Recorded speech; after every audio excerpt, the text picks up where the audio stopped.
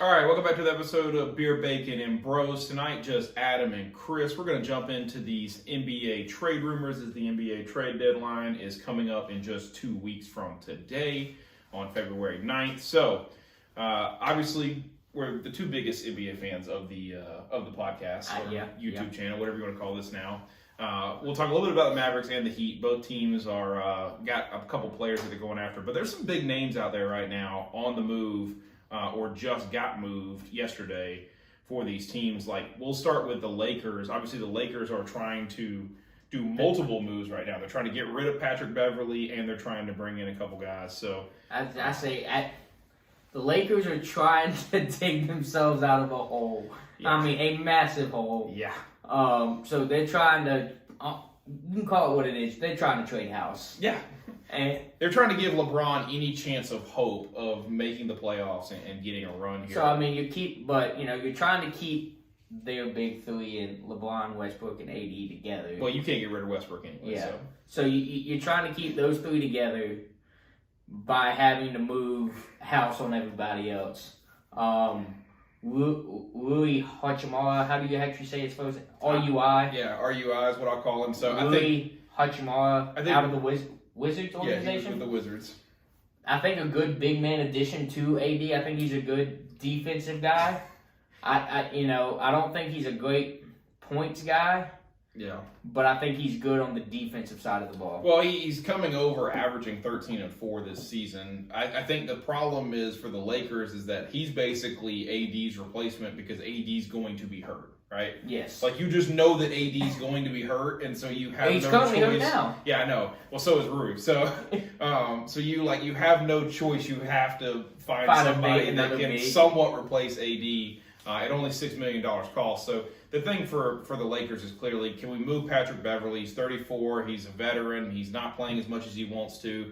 He's $13 million, right? Yeah. Can we get rid of this $13 million here to then bring in a couple different players? But obviously, Rui is a great guy to step in, and I mean, he's not going to put up healthy AD numbers like 27 and 15 or whatever, but he can give them a chance to win. I'm gonna say if he can give you 13 and 6 coming maybe even off the bench, yeah, or in this case being a starter, so you might, while AD's hurt, he's probably going to be your starting. I guess he's a 5, right? Yeah, he's a 4. Yeah, power 4. 5, it's a 4 or 5 hybrid. Yeah. They like this Jones kid at center for them right now. So, I mean, when you have a multitude of guards with Dennis Schroeder and Russell Westbrook and Patrick Beverley, and you just don't have enough playing time for the three of them. So, but I think there's definitely teams out there that like Pat Bev's style of defense and on-ball antics that he does. Yeah, disrupting the other team's flow of offense. I think there's a team out there that can need a Patrick Beverley, point guard that can somewhat dish the ball, but is really there for defense. Yeah. To be honest with you, Boston Celtics make a lot of sense. The 76ers make a lot of sense for Pat Bev. That's a lot of money. That's something you got to trade. You got to work out with the Lakers on how much you're giving back, but. The 76ers really could use a defensive point guard because you already have your scoring with James Harden and Joel Embiid. So they make a lot of sense. Cleveland could use a veteran point guard if they're going to try and make a run here. So, New Orleans Pelicans, LA Clippers, right? If the LA Clippers are they want him back. Yeah, if they want him back, there's a chance of that. So now I see with Cleveland with a good a lot of young talent on Cleveland could really use a Patrick Beverley. Yeah. So Bojan. Bogdanovich. Well, yeah, I'm glad you said it because I can't say it. But, Bogdanovich, yeah. Lakers are looking to get this guy, right? They 6'7", 225, small forward guys averaging 21 and 5 basically. This could give them somebody to play alongside with LeBron James, another big size small forward, maybe not off the bench kind of guy. I don't know that he's even going to be off the bench. This is probably a guy you've got to figure out how to work in the lineup, especially as a 2 guy. Because you almost have to let Braun play 2. Or I'm gonna say you're looking at a potential Westbrook, Bojan, LeBron, AD, and Jones. Is that what you said? Jones is the center from Vanderbilt. I mean, that's just Bogdanovich. He's a shooter. Yeah. So I think that's why he fits better at the 2 than he does a 3. I think he's the way the NBA is, like, you have 2-3 hybrids, 4-5. Everybody can. if you're a 2, you're not strictly a 2 anymore like you were with Reggie Miller's and Ray Allen's. Yeah. That position, like They're Dwayne Wade's, yeah. Yeah, those positions I think are kind of going with. So I think he's a good fit at the 2, but can transition into a 3 and guard somebody in the 3 position. Yeah, certainly. So I mean, he's going to come at a cost. Like, not that the Lakers have a whole lot, that they can trade in assets, but working something with Detroit. I mean, obviously Detroit 12-37. Like, you're not going to make the playoffs. So can you move this guy? Can you get some salary cap off? Can you get some kind of assets back? The guy's 33 years old. Like, I know you're trying to rebuild there in Detroit. He's probably not part of the future, so it does make sense to go get somebody like him. So, but I mean, those are some of the things that the Lakers are looking to do, and I'm going to tell you, that's a couple moves that could put them in a better position. They're 2 games out right now from even making the play-in games, the wild card position. Yeah, so I mean, they're a stretch away, but teams like Minnesota, teams like Golden State don't seem to be doing anything to put themselves in better position. Mm-hmm. So, it's possible for the Lakers with them. I mean, yeah, you might come in with, a 7 seed? Is that? That's just the 10. I mean, that's the 10 seed in the West in the play-in games. Just alone, that's all you got to get to. Yeah. The NBA is crazy, man. They let in 20 of the 30 teams. Like I know it's just a play-in game for 8 of those people, but Jesus, like that's still so many teams that get a chance. But a guy that I know you like, Fred VanVleet, over at Toronto. He's been scrappy for a couple years now, and I like what Fred has to offer.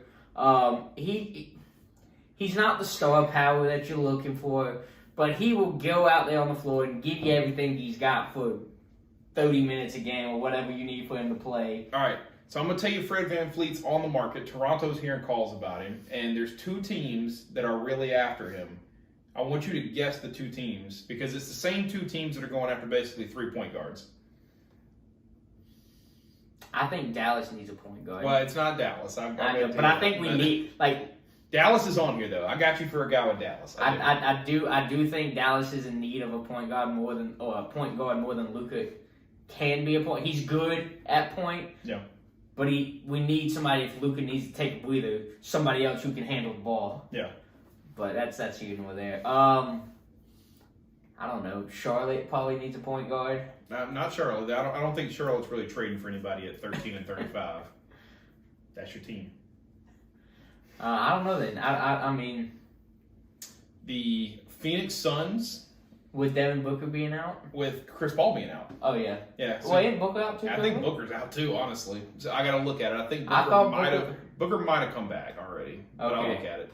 But yeah, the Phoenix Suns and the LA Clippers. It sounds like the LA Clippers are just dumping it. They're going for it. They're going all in. They're trying to figure out. Well, not just that. They're just trying to make moves right now to put themselves in a better position. So you're still working with Kawhi and Paul George down there? There's got to be somebody else that's helping them because they're 25 and 24. Somebody else has got to be stepping up and helping them right now. But yes, I would say it's just Kawhi and it's Paul George and Kawhi. You also have Norman Powell as well. He's over here averaging 16 points. But again, all 3 Paul George is playing shooting guard. Kawhi obviously been hurt a little bit this year, but Marcus Morris is up there with him. Zubac is a big body down low. Yeah. So right now you're looking at a team that is trying to put it together. John Wall and Luke Kennard both out right now for them. So point guard's a need with John Wall out. Yep. So for them right now, obviously getting somebody that can facilitate the ball, get it to Paul George, get it to Kawhi Leonard, gives them a better opportunity to really make a run here. And then, like you said, Phoenix is still, like you said, Chris Paul is out. Injury-wise for Phoenix, you're looking at DeAndre Ayton, Cameron Payne, Jay Crowder, and Devin Booker. So Chris Paul, is he done for the year, actually? I probably should have looked at that, but I don't think he's done for the year. But yeah, I mean, you're missing, if you don't have Devin Booker in there. No, Chris Paul is active. Sorry. So okay. Chris Paul's the only active one. So I was about to say, but you have, I mean, Devin Booker is a primary ball handler for you. When 48-year-old Chris Paul, I don't know, how old is he actually? 30? Yeah, 30-something now. So 35, isn't he? Something like that? Yeah. Well, I'll say this. I now the more that I look at it, while I like Chris Paul, I think Chris Paul still plays point guard if VanVleet maybe moves to a 2.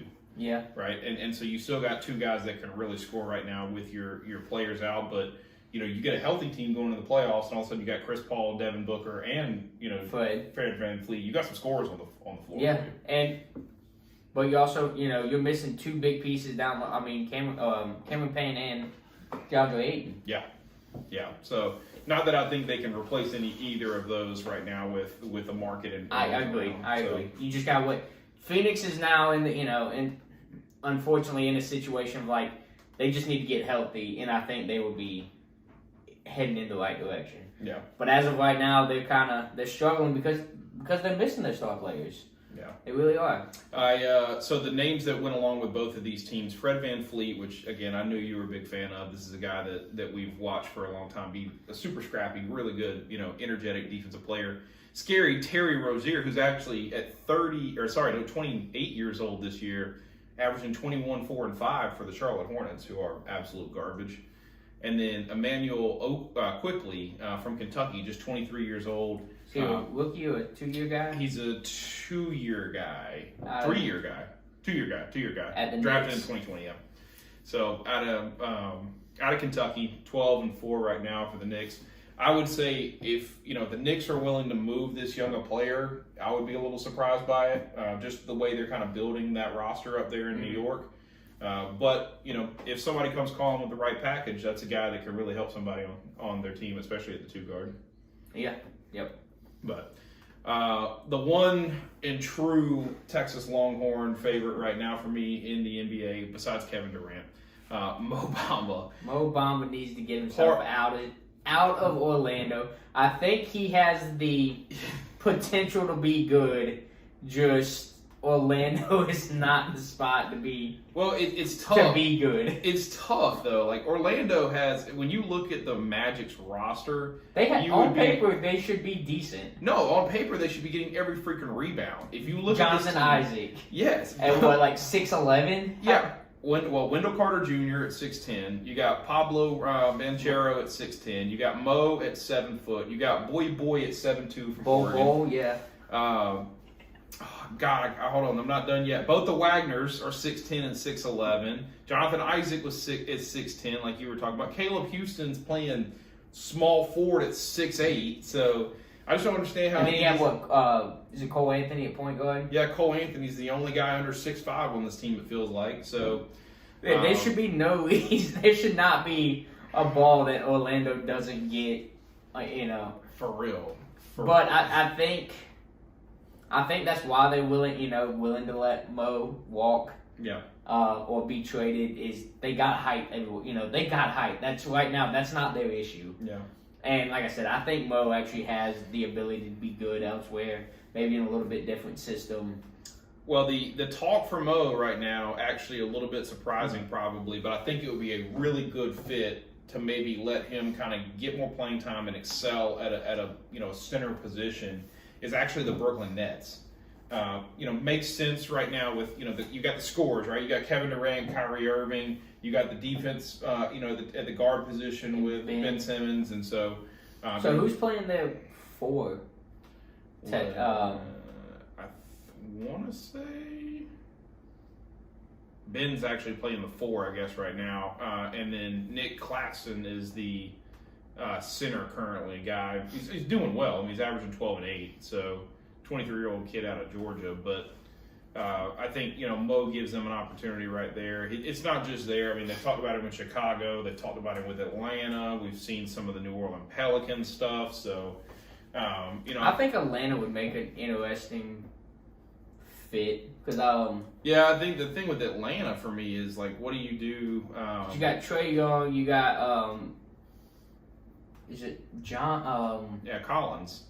So you have John Collins playing power forward and Clint Capella playing center. So I mean, I guess if you're trading for Mo, you're just putting him right back on the bench, honestly. Yeah. So I mean, it might be a good backup, like you said, power forward center position guy that you have. That's why I said they would be interesting for him to. If you gave me a lineup there, I would say Atlanta would be at the bottom of who's actually in need of a power forward in the city, because I think John Collins is great right now. Yeah. So we'll get into your boys, the Dallas Mavericks. The favorite right now for them to add on their team is D'Lo. D'Angelo Russell. You say old, he's 26. Like, doesn't this guy feel like He feels like he's been in the league for 10 years. at least 10 years? So, granted, I think he probably came in at 18 years old. He probably was not even 19. He was a when one and left. done, right? Yeah, he was a one and done at Ohio State. So, second overall pick by the Lakers back in the day. But yeah, it feels like he's been in the league for 10 years. But anyway, I call him, at this point, he's a veteran in the league. yeah, certainly, certainly. He would be a great addition to that point guard position. I think that will, would allow Luka to not have so much responsibility on his shoulders in the fact of, I gotta put up 30, I gotta put up 10 assists, and I got, if I'm not putting up a double-double a night, I'm not, like, Dallas can't win almost. Yeah. Kind of situation. Whereas with D'Angelo Russell, at least that gives us another player. Like, all right, we have somebody else that can bring the ball up, dish the ball, and go out and get you almost. What's he averaging? He's probably averaging 20 now, but he can get you at least 15 to 18 a game. D'Angelo Russell? Yeah. He's averaging 17.6, so close to 18, yeah. He would, if he came to your team, he would be the third highest scorer currently this season behind Christian Wood and Luka. So, yeah, obviously Christian Wood's been a great addition for you guys, and for me, if I'm looking at y'all's roster, I would almost say you need Mo Bamba more than you need. We need another big scorer. I get that. But we need a big. I think that's what we've been lacking since we lost Tyson Chandler in 2010. Was the big. Was the big man. Yeah. We have not yet had a great big man. We got Davis Bertans and we got Dwight Powell and a couple of but they're like almost outside in bigs. Like Dwight Powell's like 6'10". Yeah. And David Bertans also might be 6'10". Yeah. And they're just not that physical power forward center presence that you need when you're playing like a DeAndre Ayton. I don't think Joel Embiid or somebody like that. Yeah, like that big body in that is in the paint. Nikola Jokic. Yeah, I don't know that anybody can play with him. I don't. But in the West, like because even in the West though, you you'd be looking like I said, DeAndre Ayton, Nicole. Jokic. Yeah, Jokic. And then I'm trying to think. Sacramento's got some big people. I just had his name in my head, but I can't remember now. Yeah. That's kind of the thing. So, I look at it, I think it's an interesting play. I think the thing that D'Angelo would bring to Dallas is, you're going to have Spencer Dinwiddie, Luka, and Christian Wood are all, good scorers for your team. Tim Hardaway Jr. is averaging 14. But, after you get past those four guys, there's nobody else in double digits on your team. Yeah. Like, the next closest is Dorian Finney-Smith with 8. So getting somebody else that can kind of step in, you almost build a rotation. Like, you could have two guards on the floor at the same time, whether it's Spencer and D'Angelo, or whether it's Luka and D'Angelo, or Luka and Spencer, that are giving you scoring ability throughout the entire period of the game. That are giving you averaging double digit points. Yeah, and gives you a threat for two people to score the entire game when they are having to sit on the bench. So, final thing for us, the Miami Heat. Obviously, my team. I personally just feel like Miami's probably going to sit tight. I don't know that they'll. Make any moves forward. Did you watch any of the game the other night? No, I haven't. No, I didn't. I haven't needed to watch a Miami game in all season. Pretty much, they have just fallen off. Hit us in the comments. Let us know who you think or should be traded here at the NBA trade deadline. As always, we appreciate you. Like, comment, subscribe.